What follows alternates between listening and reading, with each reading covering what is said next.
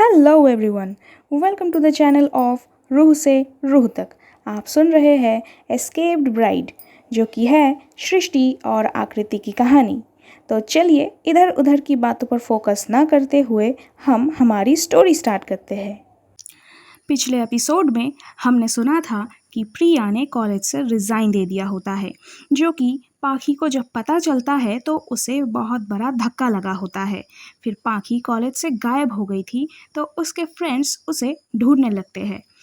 तो बाद में पता चलता है कि पाखी अपने घर जाकर फूट फूट कर रो रही थी। अब हम आगे सुनते हैं। यहाँ पाखी शाम से लेकर रात तक रोती ही रहती है। उसका रोना थमता ही नहीं और बीच बीच में प्रिया के फोटो से बातें करती और फिर रोती। इधर उसकी माँ परेशान हो रही थी। पहले तो उन्होंने कुछ कहा नहीं, लेकिन जब डिनर का भी वक्त हो गया लेकिन पाखी नहीं आई नीचे, तब उसकी माँ और ज़्यादा परेशान हो गई थी।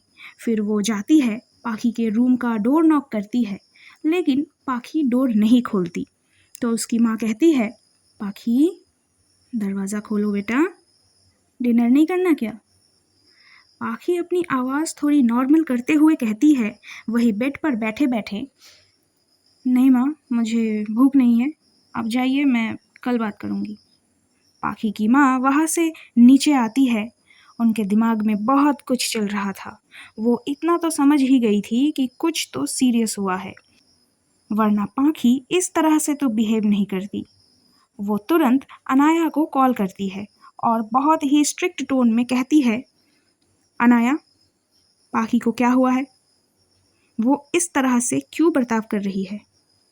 अनाया ये सुनकर थोड़ा सा घबरा जाती है। फिर कहती है, कैसा बर्ताव किया उसने आंटी? उसकी माँ कहती है, पाखी ने अपने आप को शाम से रूम में बंद कर कर रखा है। शायद वो रो भी रही है। तुम मुझे बताओगे हुआ क्या है? अनाया कहती है, आंटी, मैं और आकाश कल आकर सब बताते हैं। प्लीज़, मैं अभी फ़ोन पर नहीं बता सकती। तो यहाँ पाखी की माँ भी मान जाती है और सुबह का वेट करने लगती है।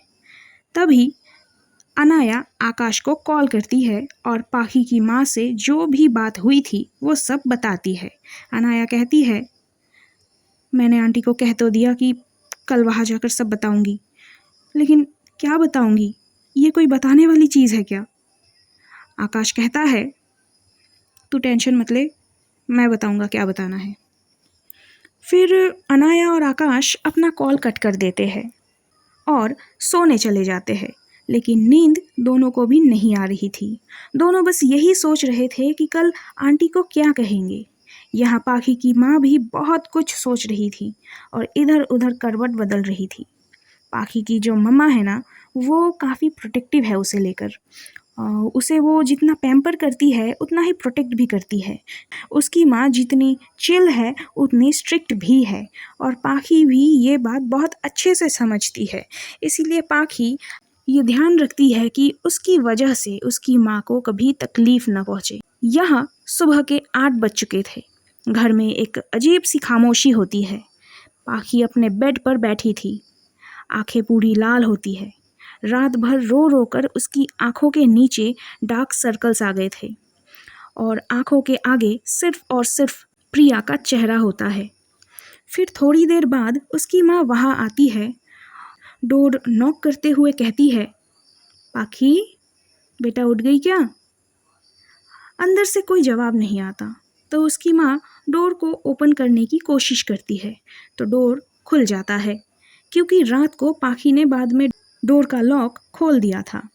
जैसे ही पाखी की माँ रूम में एंटर करती है तो देखती है पाखी विंडो की तरफ देखते हुए चुपचाप बैठी थी।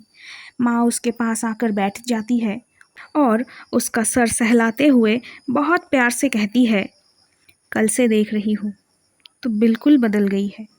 क्या हुआ है बेटू? पाखी कुछ देर चुप रहती है, फिर कहती है, माँ, मुझे कुछ टाइम के लिए अकेला छोड़ दो प्लीज़, अभी मुझे कोई बात नहीं करनी। माँ भी ज़्यादा फोर्स नहीं करती। कुछ देर तक वो पाखी के बालों को सहला रही होती है, फिर कहती है, मैं कुछ खाने के लिए ले आती हूँ। ये कहकर वो नीचे किचन में आ जाती है और पाखी के लिए उसका फेवरेट आलू के पराठे बनाने लग जाती है। इसके बाद पाखी की माँ जाती है उसके पास ब्रेकफास्ट लेकर और कहती है, बेटा ये देख क्या लाई हूँ मैं तेरे लिए, तेरे फेवरेट आलू के पराठे, ले थोड़ा सा खा ले। पाखी कहती है, माँ मुझे भूख नहीं है, इसे ले जाओ यहाँ से। माँ कहती है, भूख कैसे नहीं है, कल रात से तूने कुछ नहीं खाया, थोड़ा सा खा ले बेटा। पाखी कहती है, माँ प्लीज़ फोर्स मत करो ना। जब उसकी माँ को लगता है कि पाखी नहीं मानेगी तो वो वहाँ से चली जाती है, लेकिन पाखी अभी भी विंडो के तरफ ही देख रही होती है। यहाँ कुछ देर बाद अनाया और आकाश आते हैं। पाखी की माँ उन्हें देखते ही पूछ पड़ती है, अनाया, आकाश, अब तुम दोनों बताओगे कि पाखी को क्या हुआ है। अनाया और आकाश एक दूसरे के फेस को देखने लग जाते हैं। फिर आकाश कहता है, वो आंटी आप प्रिया मैम को जानती है। उसकी माँ कहती है, हाँ जानती हूँ, तो उनका क्या। आकाश कहता है, हाँ तो वो प्रिया मैम ने अचानक से कॉलेज से रिज़ाइन कर दिया और दोनों का बॉन्ड बहुत अच्छा था, इसीलिए उसे बहुत बड़ा धक्का लग गया है, यही बात है। इसी बीच अनाया कह पड़ती है, आंटी हम पाखी से मिल सकते हैं क्या। पाखी की माँ उन्हें पाखी से मिलने तो भेज देती है, लेकिन मन ही मन सोचती है, एक प्रोफेसर के जाने से कोई इतना कैसे टूट सकता है, ये सिर्फ अटैचमेंट है या। इधर अनाया और आकाश सीढ़ियों से ऊपर चढ़ते हुए कहते हैं, अच्छा है अनाया, तूने बचा लिया, वरना आंटी अभी और सवाल पूछती। क्या ही बताए आंटी को, ये कोई बताने वाली चीज़ तो है नहीं। इसके बाद अनाया पाखी के रूम का डोर नॉक करती है, लेकिन डोर नहीं खुलता। तो फिर अनाया कहती है, पाखी दरवाज़ा खोल, हम आए हैं। तो कुछ देर बाद पाखी डोर ओपन करती है। उसका चेहरा देखकर दोनों शॉक हो जाते हैं। बिखरे हुए बाल, सूजी हुई लाल आंखें, चेहरा पूरा उतरा हुआ।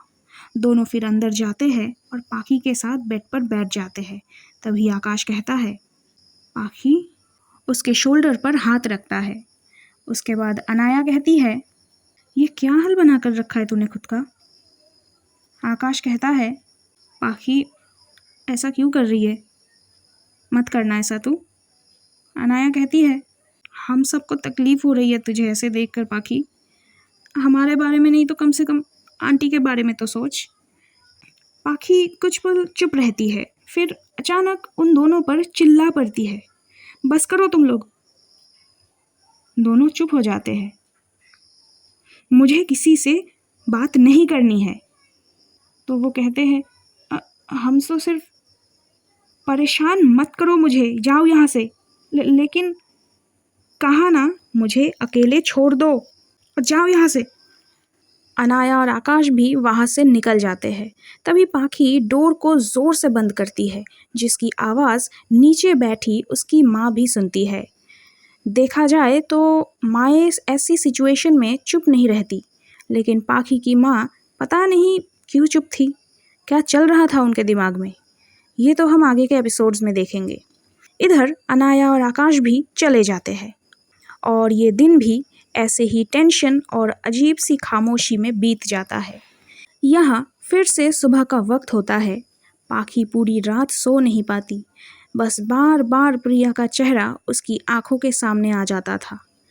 पाखी ने 2 रातों से ना अपनी नींद ली थी और ना ही कुछ खाया होता है। इनफैक्ट वो अपने कमरे से ही बाहर नहीं आई थी। तभी उसकी माँ रूम में एंटर करती है और पाती है कि पाखी ब्लैंकेट ओढ़े शिवर कर रही होती है। उसकी माँ दौड़कर पाखी के पास जाती है और उसके माथे पर हाथ रखकर चेक करती है तो पाती है पाखी का शरीर बुखार से पूरा तप रहा होता है। माँ थर्मोमीटर लगाकर चेक करती है तो देखती है 103 फीवर था।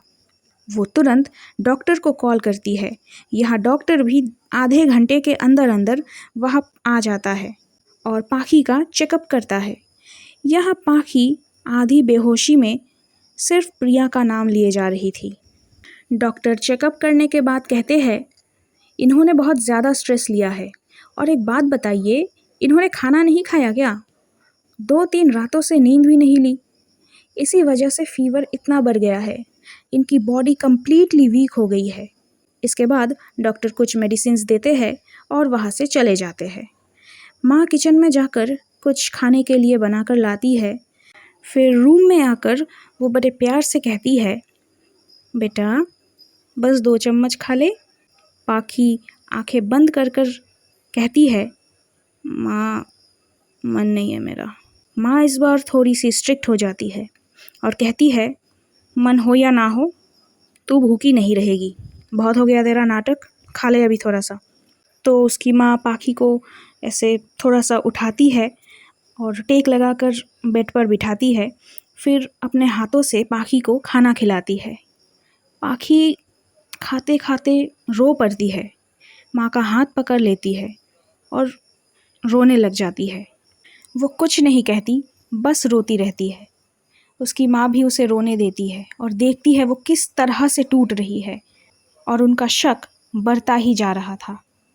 चलिए अब हम आगे के एपिसोड में देखते हैं कि क्या होता है। पाखी की माँ को यहाँ शक हो रहा है। अगर इन्हें पता चल गया कि इन दोनों के बीच क्या है, क्या रिश्ता है, तो उनका रिएक्शन क्या होगा वो हम आगे के एपिसोड्स में देखते हैं। एंड आप लोग इतने अच्छे अच्छे प्यारे प्यारे कमेंट्स करते हो, मैं पढ़ती हूँ, मुझे बहुत अच्छा लगता है। आप लोग शिकायतें करते हो, मैं वो भी पढ़ती हूँ। And I am trying my best to improve the quality quantity of the video. मिलते हैं अगले एपिसोड में।